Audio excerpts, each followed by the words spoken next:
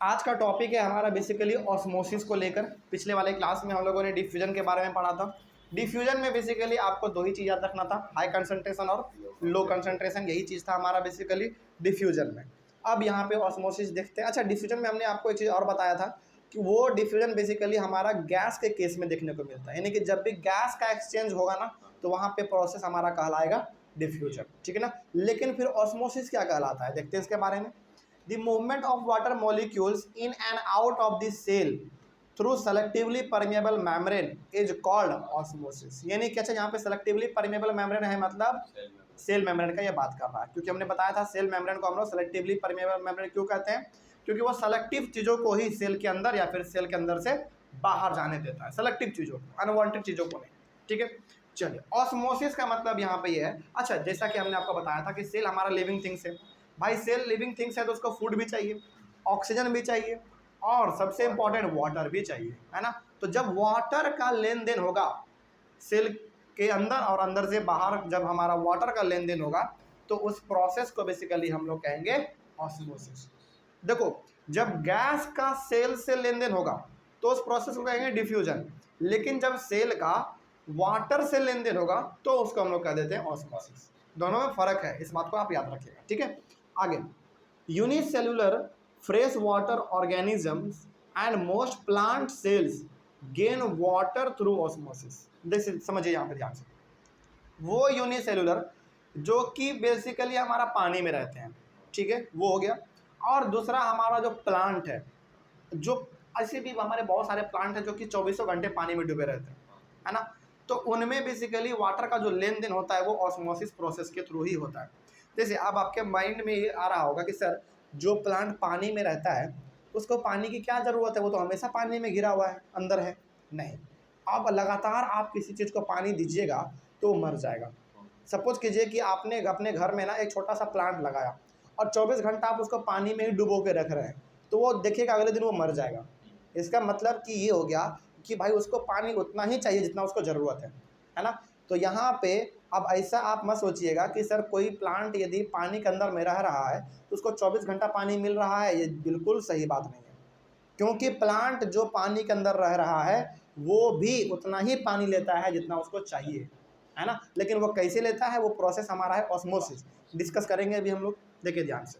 तो जितने भी हमारे पानी में रहने वाले ऑर्गेनिज्म हैं या फिर पानी में रहने वाले जो प्लांट है, वो अपना पानी का जो लेन देन करता है वो भी ऑस्मोसिस प्रोसेस के थ्रू ही करता है।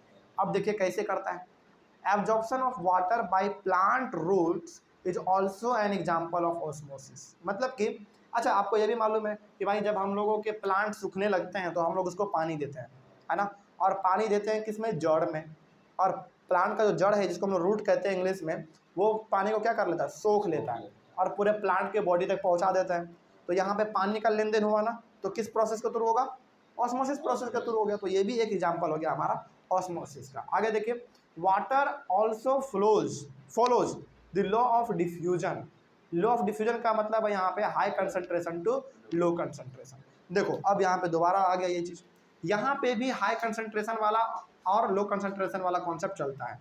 मतलब यहाँ पे ये हो गया कि जिधर पानी ज़्यादा है उधर से जिधर पानी कम है उधर की ओर वो जाना चाहेगा। जैसे सपोज कीजिए कि आपका प्लांट पूरी तरीके से सूख गया था, इसका मतलब कि उसमें पानी का कमी हो गया था। और जैसे ही आपने मिट्टी में पानी डाला मतलब कि आपने वहाँ पे हाई कंसंट्रेशन क्रिएट कर दिया। और प्लांट में क्या था अभी फिलहाल, लो कंसंट्रेशन था, क्योंकि उसमें पानी कम था। तो अब जो मिट्टी में आपने पानी डाला वो पानी मिट्टी से किधर की ओर जाना चाहेगा, लो कंसंट्रेशन की ओर, यानी कि प्लांट में जाना चाहेगा। और वो कैसे जाएगा, रूट के थ्रू जाएगा, जड़ के थ्रू जाएगा। तो वहाँ पे भी हमारा हाई कंसंट्रेशन और लो कंसंट्रेशन वाला मामला चलता है, ठीक है। चाहे वो गैस हो चाहे वाटर हो, दोनों में हाई कंसंट्रेशन और लो कंसंट्रेशन वाला मामला चलता रहता है। तो सर फिर फर्क क्या है ऑस्मोसिस और डिफ्यूजन में, बस फर्क ये है कि जब गैस का लेन देन होगा तो डिफ्यूजन कहेंगे और जब वाटर का लेन देन होगा तो ऑस्मोसिस कह देंगे। लेकिन क्या सर दोनों में कंसंट्रेशन वाला मामला देखने को मिलेगा, जवाब है हाँ। और चाहे वाटर हो चाहे गैस हो, वो हमेशा हाई कंसंट्रेशन से लो कंसंट्रेशन की ओर जाना चाहेगा, ठीक है। आगे बढ़ते हैं फिर। तो लॉ ऑफ डिफ्यूजन बोले ना तो सिंपली आप यही बात कहिएगा, high concentration to low concentration. आगे बढ़ते हैं। The movement of water across the plasma membrane of the cell is affected by amount of substance dissolve in it. एक चीज और यहाँ पे दूसरा पॉइंट है, उसको भी पढ़ लेते हैं तब एक बार बता देते हैं। Thus, osmosis is the passage of water from a region of high water concentration to a region of low water concentration। इसका मतलब यहाँ पे देखिए, सब पहला पॉइंट पहले समझिए ध्यान से। The movement of water across the plasma membrane of the cell is affected by amount of substance dissolved in it। मतलब यहाँ पे ये हो गया कि पानी में क्या मिला हुआ है। जैसे आपको मालूम है कि भाई पानी हम लोग प्लांट के जड़ में देते हैं, तो केवल पानी ही हमारे प्लांट के अंदर नहीं जाता है, उसके साथ साथ हमारे मिनरल्स भी जाते हैं, जैसे नाइट्रोजन हो गया, फॉस्फोरस हो गया, पोटासियम हो गया, मैग्नीशियम हो गया, ये सारा कुछ भी हमारे प्लांट के अंदर जाता है। और जब चूंकि वो पूरी तरीके से पानी में डिजॉल्व है, तो कहीं ना कहीं प्लाज्मा मेम्ब्रेन के थ्रू वो हमारे सेल को भी मिलेगा, है ना। अच्छा, जैसे हम लोग जिंदा रहने के लिए अलग से क्या लेते हैं, हॉर्लिक्स खाते हैं, बॉर्नविटा खाते हैं, च्यवनप्राश खाते हैं, उसी प्रकार से प्लांट को एक्स्ट्रा विटामिन लेने के लिए जो है ना, वो मिट्टी से बेसिकली नाइट्रोजन, फॉस्फोरस ये सब ले लेता है, ठीक है। और यहाँ पे भी हमारा जो है ना ऑस्मोसिस एक वो पैसेज है, यानी कि वो रास्ता है जिसके थ्रू हमारा वाटर हाई कंसंट्रेशन से लो कंसंट्रेशन की ओर जाएगा। जैसे मान लीजिए देखिए सेल के अंदर पानी का कमी है और सेल के बाहर पानी बहुत ज़्यादा है, तो बाहर से हमारा पानी सेल के अंदर चला जाएगा। और एक समय ऐसा भी आएगा जब सेल के अंदर पानी पूरा जमा हो जाएगा और पानी बाहर में कम पड़ जाएगा, तो सेल अपने ज़्यादा पानी को सेल से बाहर निकाल देगा। मतलब यहाँ पे चाहे पानी सेल के अंदर जाए या पानी सेल के बाहर आए, कंसंट्रेशन वाला मामला चलेगा ही चलेगा। हाई कंसंट्रेशन से लो कंसंट्रेशन की ओर ये बहेगा ही बहेगा। उसके बाद when we put an animal cell or plant cell into a solution of sugar or salt in water, three things could happen। अब यहाँ पे देखिए ध्यान से, यहाँ पे ना बेसिकली एग्जांपल दिया गया है प्लांट सेल और एनिमल सेल का। आप उसको ना प्लांट सेल या फिर एनिमल सेल को आप उठा के कहाँ डाल दो, एक शुगर सॉल्यूशन या फिर सॉल्ट सॉल्यूशन में आप उसको डाल दो, तो आपको तीन चीज़ देखने को मिलेगा। लेकिन यहाँ तक पहले बताइए कि क्या कोई डाउट समझ में आया है? तो ऑस्मोसिस में भी आपको high concentration to low concentration वाला जो मामला था वो हमको देखने को मिलेगा, ठीक है। देखिए अब यहाँ पे तीन चीज़ आपको पढ़ना है, समझिए। सबसे पहला क्या है, फर्स्ट है आपका हाइपोटोनिक सॉल्यूशन। ये सॉल्यूशन क्या होता है देखिए, if the medium surrounding this cell has a higher water concentration then this cell will gain water by osmosis. This solution is known as hypotonic solution. मतलब यहाँ पे समझिए इसका मतलब क्या है। आपको ना आप ऐसे समझिए, आप क्या कीजिए, एक बाल्टी लीजिए, है ना, और बाल्टी में अभी आप क्या डालिए, स्पंज, पनसोखा जिसको हम लोग कहते हैं इंग्लिश में। सेल यहाँ पे छोड़ दो क्योंकि सेल बहुत छोटा सा हो जाएगा, है ना, वो उसको आप देख भी नहीं पाएंगे। तो सेल का एग्जाम्पल यहाँ पे छोड़ते हैं हम लोग। एग्जाम्पल ले लेते हैं हम लोग एक स्पंज का, जिसको हम लोग हिंदी में पनसोखा भी कहते हैं, जिसमें कि आप पानी में उसको रखेंगे ना तो वो पानी पूरा सोख लेता है ना। तो आप क्या करो, एक बाल्टी पानी लो, ठीक है, और उस बाल्टी में एक आप स्पंज डाल दो। स्पंज मतलब वही पनसोखा, है ना, जो कि आपको लगभग सीट के साइकिल के सीट पे आपको मिल जाता है उसके नीचे। उसको आप उसमें डाल दो, तो उसमें आप क्या देखोगे। अच्छा चलिए बताइए, बाल्टी में पानी है मतलब कि बाल्टी के पास हाई कंसंट्रेशन है, ठीक है। आपके हाथ में स्पंज है यानी कि पूरा वो सूखा है, इसका मतलब वो लो कंसंट्रेशन है। तो पानी किधर से किधर की ओर जाएगा, बाल्टी से स्पंज में जाएगा, बाल्टी से स्पंज में जाएगा। तो वही यहाँ पे लिखा हुआ है कि the medium surrounding this cell का मतलब आप यहाँ पे फिलहाल स्पंज समझिए, has a higher water concentration then the cell will gain water by osmosis. तो यहाँ पे जो हमारा स्पंज था वो उसमें लो कंसंट्रेशन था और बाल्टी में था हमारा हाई कंसंट्रेशन, तो बाल्टी का पानी हमारा धीरे धीरे किस में चला जाएगा, स्पंज में चला जाएगा, ठीक है। हालांकि पूरा नहीं जा पाएगा, लेकिन जितना उस पनसोखे का क्षमता होगा सोखने का उतना वो सोख लेगा, ठीक है। ये लेकिन इस प्रकार के सॉल्यूशन को, जो हमारे बाल्टी में सॉल्यूशन था यानी कि जो पानी था, उसको हम लोग क्या कहेंगे, हाइपोटोनिक सॉल्यूशन कहेंगे, ठीक है। आगे देखिए, the overall result is that water enters into the cell. इसका रिजल्ट आप क्या देख रहे हैं, बेसिकली वाटर जो है सेल के अंदर एंटर करेगा, यानी कि वाटर जो है वो स्पंज के अंदर एंटर करेगा, ठीक है। The cell will likely to swell up. और अब क्या होगा, जब सेल के अंदर पानी जाएगा तो सेल हमारा पूरी तरीके से फूल जाएगा, स्वेल हो जाएगा, ठीक है। ये हमको पहला चीज देखने को मिलेगा। उसके बाद सेकेंड, आइसोटोनिक सॉल्यूशन। ये क्या है देखिए ध्यान से, if the medium surrounding this cell has exactly the same water concentration as this cell, there will be no net movement of water across the plasma membrane. This solution is known as isotonic solution. मतलब यहाँ पे आप ये समझिए कि आपके बाल्टी में पानी है और आप जो उसमें स्पंज डाल रहे हैं ना, उस स्पंज में ऑलरेडी पानी है। तो बताइए क्या स्पंज और ज़्यादा पानी को सोख पाएगा? नहीं सोख पाएगा, बिल्कुल नहीं सोख पाएगा।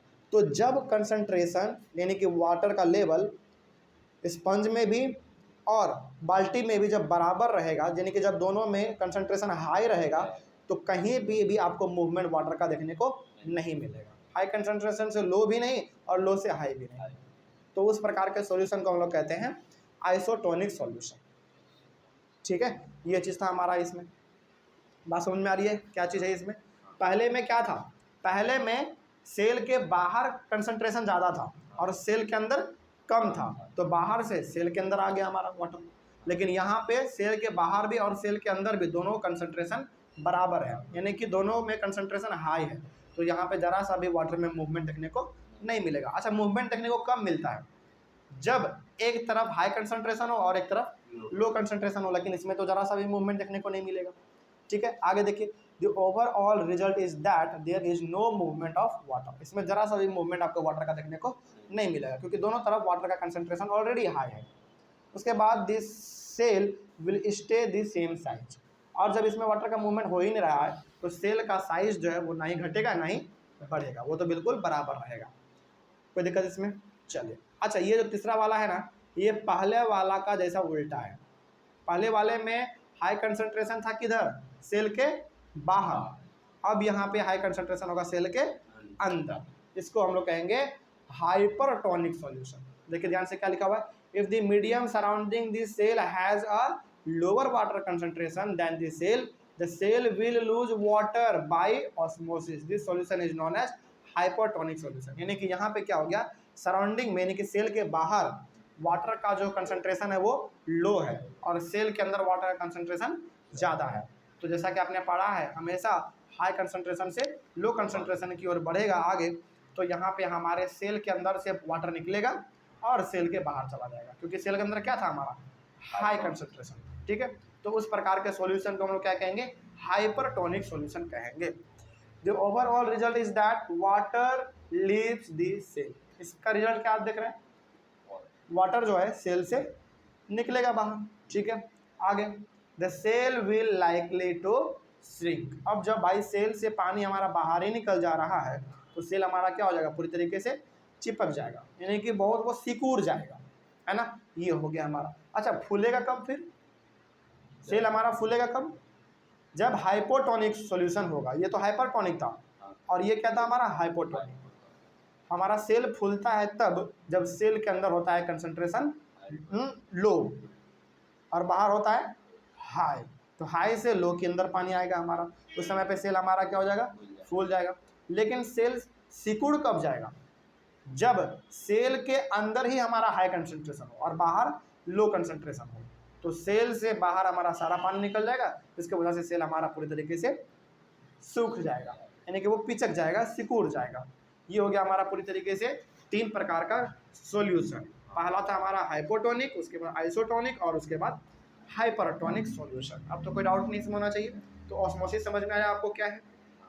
तो ऑस्मोसिस एक तरीके का बेसिकली आप समझते हैं, सेल के अंदर और अंदर से बाहर की ओर जब वाटर का एक्सचेंज होता है, तो उस प्रोसेस को हम लोग कहते हैं ऑस्मोसिस।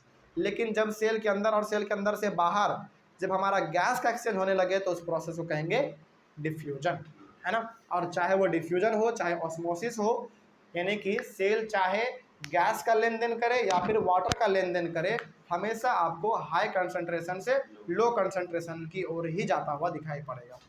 तो ये यहाँ पे हमारा ये टॉपिक पूरी तरीके से कंप्लीट होता है। उसके बाद हमारा नेक्स्ट टॉपिक हम लोग डिस्कस करेंगे सेल वॉल के बारे में। ठीक है, चलिए मिलते हैं अगले वाले क्लास में। Thank you very much.